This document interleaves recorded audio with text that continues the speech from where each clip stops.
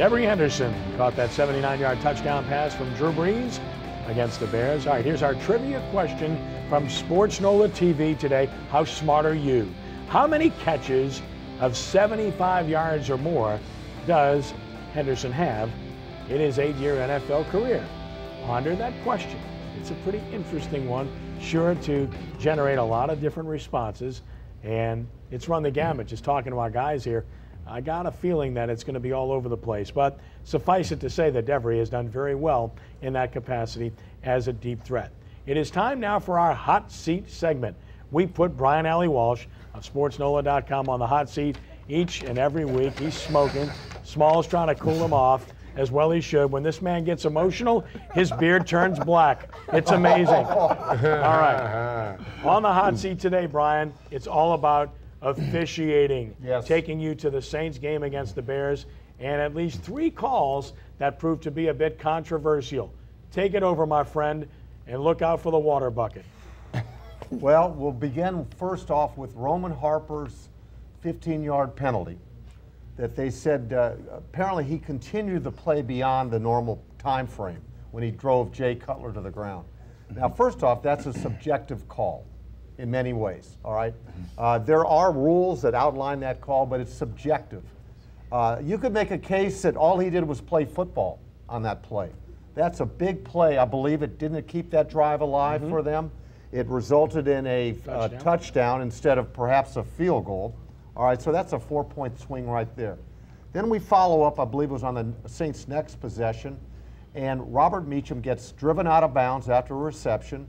Lance Briggs clearly hits Meacham well outside the out of bound lines in that white area there.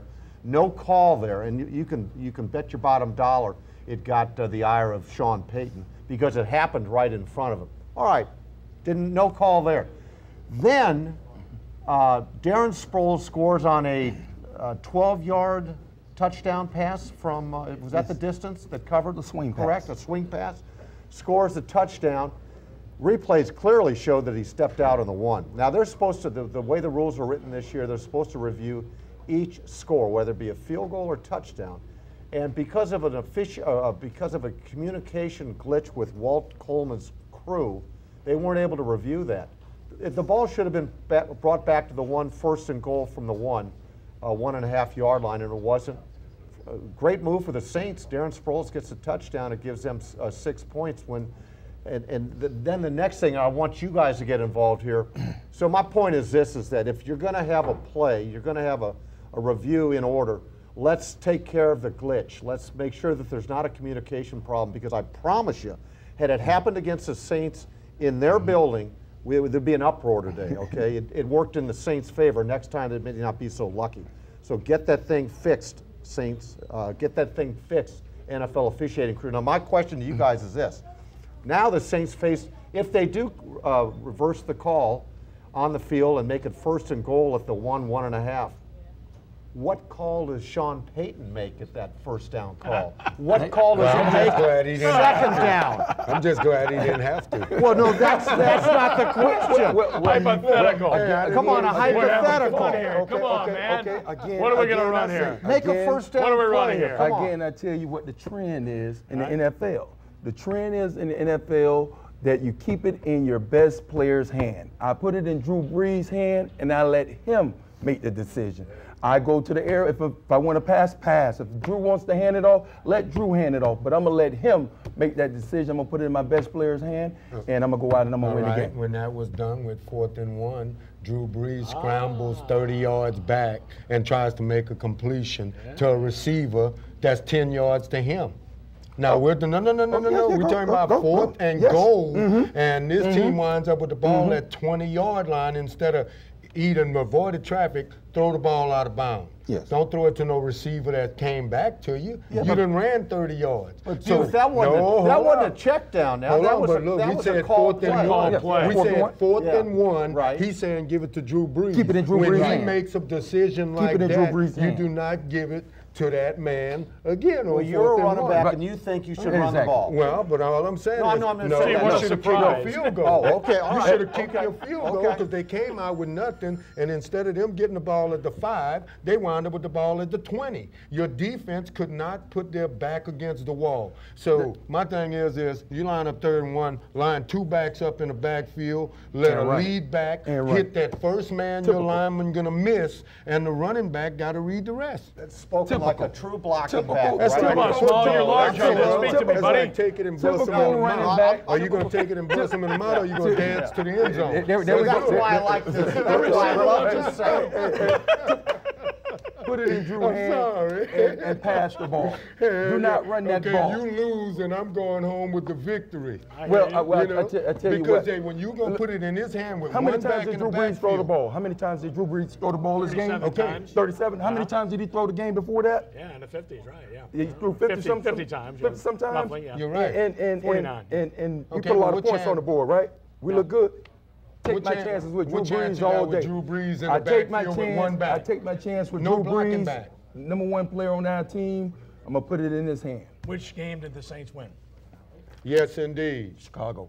Well, but that's what we're saying. I'm just saying. I'm just taking a counterpoint. That's I'm all. not sure what we're saying anymore. This segment. I don't know what we're saying. I know exactly what you're saying. The running back wants to run the thing, and the receiver wants to throw the thing. What's surprising about that? Well, we already knew this. Goes without This is a saying. hypothetical. It is a hypothetical. We're having fun. I think they should run ask. motion Meacham into the formation, fake it to him coming across, fake it to Sproles going the other way, and run a back shoulder route to Jimmy Graham. I'm just kidding. All right. But it's a pass. It's time now. Yeah, I thought you'd like it. I'm just having fun now. Time now for our fan segment. Each and every week, we have fans that join us on the set to ask questions of our guys. And obviously, this is going to be that segment as we have an opportunity to bring in a couple of fans to ask those questions. Today, we have Joe Liss and John Bergeron to do that. So, gentlemen, step up. Joe first. Come on in, and let's get your question for the guys.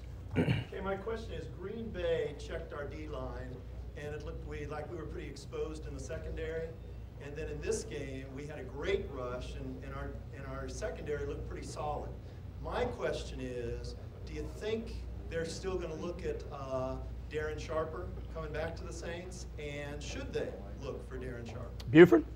Well, I think you're making a comparison of the world champs that's representing the world champions, compared to the Chicago Bears, who's always had early woes in the beginning of the season, and trying to compare them to, hey, that's a little, I can't see it. I just thought Green Bay, hey, they showed they were world champs. George, do the Saints need a Sharper image or what?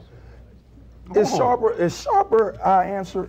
I don't know. Okay. The one thing I do know is, again, I say our scheme is better than our talent. And I think it's just going to take the Saints some time to come together as a defensive unit, to run in the scheme properly. We had the lockout. We didn't get to work on a lot of things to build up for the season, and it's going to take time. I think the defense will get better over the season. Until then, we're going to rely on Drew and company to hold us tight until that defense can start getting some interceptions. Defensive line was better against the Bears, Brian. Oh, absolutely. I mean, a great rotation, and they're going to get Will Smith back this week. It should, improve the defensive line. I don't think Darren Sharper is the answer. I thought that perhaps that he might get a look after the first week of the season, but not anymore. Second fan question. This is John Bergeron. John, your question for the guys. How you guys doing? My question is, and Brian, you were talking about this earlier. Early in the game, Roman Harper hits Cutler, and there's an indisputable flag that's thrown, no questions asked. If I remember correctly, shortly thereafter, Brees gets hit the same way, and we get, there's a flag. What's going on here, guys? What's going on with the inconsistency in officiating? Lightning round, Brian. 15 Joe, seconds. that's a good question. Excuse me.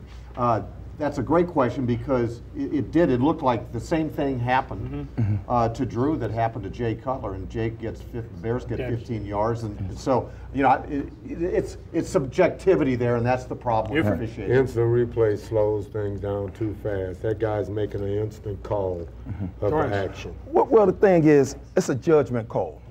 Who are we to say what this guy saw and how he saw it and how he interpreted it? So when we have these judgment calls, we're going to have these type of discussions all the time. Back in just a moment to talk LSU, Tulane, and Prep as we continue with more of Sports NOLA TV.